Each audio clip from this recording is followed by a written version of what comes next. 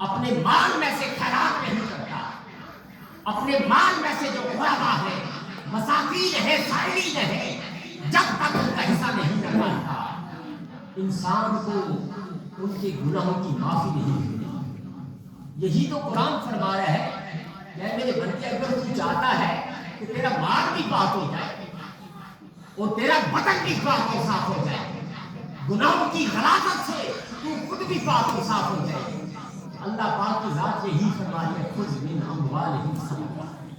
کیا بندہ مومن، تو کیا کر، اپنے مال میں سے صدقہ نکال، اور جب تم صدقہ نکالے گا تو کیا ہوگا؟ صدقہ ہے کیا؟ ہم ڈر جاتے ہیں بات کہ یہ جو صدقہ ہے یہ تو کھانا ناجائز ہوگا، یہ تو کسی اپاہج کو، کسی یتیم کو دینا۔ صدقہ کیا ہے؟ اللہ کی راہ میں اپنے مال کو خرچ کرنا۔ اللہ کی راہ میں صدقہ کی جو ڈیفینیشن ہے وہ کیا ہے؟ اپنے مال کو اللہ کی راہ میں خرچ کرنا۔ آپ لوگوں میں افطاریاں کراتے ہیں، یہ پیچھے بچے بول رہے تھے وہ نہ کرو، باہر نکالو۔ اپنے مال میں سے ہم نے کیا کرنا ہے؟ ہم نے صدقہ کرنا ہے۔ انسان اپنے مال میں سے صدقہ کرتا ہے۔ اب صدقہ صرف آپ نے کسی یتیم کو، بے بس کو نہیں دیا۔ آپ افطاری کراتے ہیں لوگوں کی، وہاں پر آپ نے یہ نہیں دیکھا کہ افطاری میں صرف مساکین آئے ہیں، یتیم آئے ہیں، غریب آئے ہیں۔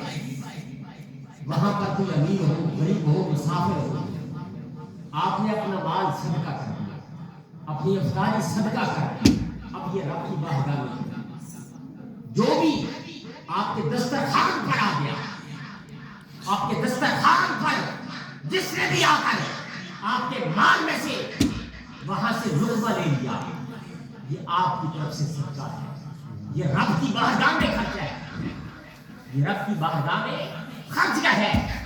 اللہ پاک کی ذات یہی فرما رہی ہے کہ میرے بندے، تو کیا کر، اپنے مال میں سے صدقہ نکال۔ جب تو صدقہ نکالے گا تو پھر کیا ہوگا؟ پھر کیا ہوگا؟ میں تیرے مال کو بھی پاک اور صاف کر دوں گا، اور تیرے بدن کو بھی میں پاک اور صاف کر دوں گا۔ اور پھر ہم اکثر شکوہ کرتے ہیں کہ ہماری دعائیں قبول نہیں ہوتی، ہم دعا کرتے ہیں تو ہماری دعائیں قبول نہیں ہوتی۔ اللہ پاک نے اس کا بھی گر بتا دیا کہ میرے بندے، تیری دعائیں قبول نہیں ہو رہی، وجہ کیا ہے؟ کہ تم نے اپنے مال میں سے کبھی صدقہ نہیں نکالا، تم نے اپنے مال میں سے صدقہ نہیں نکالا۔ فرمایا کہ خذ من اموالہم صدقہ تطہرہم وتزکیہم بہا۔ اے میرے محبوب، اپنے غلاموں سے مال لے کر، اپنے غلاموں سے مال لے کر میری راہ میں خرچ کرے۔ جب میری راہ میں خرچ کرے تو پھر صلی علیہم ان صلاتک، پھر کیا ہوگا؟ ان کے سکون کے لیے، ان کی تسکین کے لیے اے میرے محبوب اپنے ہاتھوں کو اٹھا دے، اپنے رحمت والے ہاتھوں کو اٹھا دے، اور ان کے لیے دعائیں بخشش فرمائے، اور آپ کی دعا کا کرنا سکن اللہ، ان کے دلوں کا چین ہوگا، ان کے دلوں کا قرار ہوگا، ان کے دلوں کا اطمینان ہوگا۔ تو گویا دوستو، جب انسان صدقہ کرتا ہے، انسان کا بدن بھی پاک ہو جاتا ہے، انسان کا مال بھی پاک ہو جاتا ہے، اور انسان کے دل کو، انسان کے قلب کو سکون بھی ملتا ہے، اور اس کے بعد انسان کی دعائیں بھی قبول ہوتی ہیں۔